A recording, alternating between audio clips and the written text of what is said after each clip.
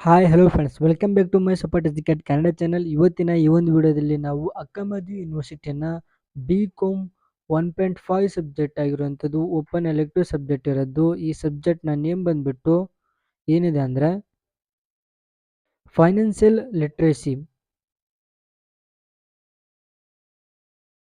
Okay, so ಈ ಸಬ್ಜೆಕ್ಟ್ನ syllabus ನೋಡ್ತಾ ಇದ್ದೇವೆ, ಬನ್ನಿ ನೋಡೋಣ. ಇಲ್ಲಿವರೆಗೂ ನೀವು 1.1, 1.2, 1.3 ಆ್ಯಂಡ್ 1.5 ಸಬ್ಜೆಕ್ಟ್ ಓಪನ್ ಎಲೆಕ್ಟಿವ್ ಸಬ್ಜೆಕ್ಟ್ನ ನಾನು ಹೇಳಿದ್ದೀನಿ ಏನೇನು ಸಿಲೆಬಸ್ ಇದೆ ಅಂತ. ಆ ವಿಡಿಯೋಸ್ನ ನೋಡಿಲ್ಲ ಅಂದರೆ ಮೇಲೆ ಐ ಬಟನಲ್ಲಿ ಇರ್ತದೆ, ಹೋಗಿ ನೋಡ್ಬೋದು. Okay, so module number 1 introduction ಇದೆ. Module number 2 financial planning and budgeting ಅಂತಿದೆ. ಮಾಡ್ಯೂಲ್ ನಂಬರ್ 3 ಬ್ಯಾಂಕಿಂಗ್ ಸರ್ವಿಸ್ ಇದೆ. Module number 4 financial services from post office ಇದೆ. Module number 5 production and investment relating to financial services ಅಂತಿದೆ.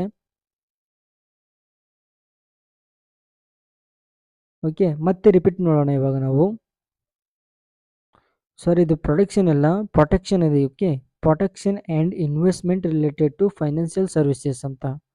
Module number 4 financial services from post office.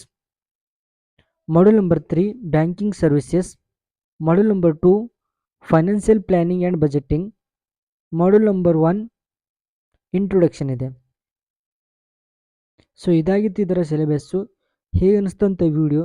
So comment ಮಾಡಿ, subscribe ಮಾಡಿಕೊಡ್ರಿ, bell notification on ಮಾಡಿಕೊಡ್ರಿ. ಇದು ನಿಮ್ಮ total overall first ಸೆಮ್ನ syllabus complete ಆಯಿತು. ಇವಾಗ ನಿಮಗೆ ಸೆಕೆಂಡ್ ಸೆಮ್ನ ಸಿಲೆಬಸ್ ಬೇಕಂದರೆ ಸೊ ಅದ್ರ ಮೇಲೂ ಕೂಡ ನಾನು ವಿಡಿಯೋ ಮಾಡ್ತೀನಿ. ಸೊ ವಿಡಿಯೋ ಅನಿಸ್ತಂಥ ಇದ್ರ ಬಗ್ಗೆ ಕೂಡ ನಿಮ್ಮ ಒಪಿನಿಯನ್ ಕೊಡ್ರಿ.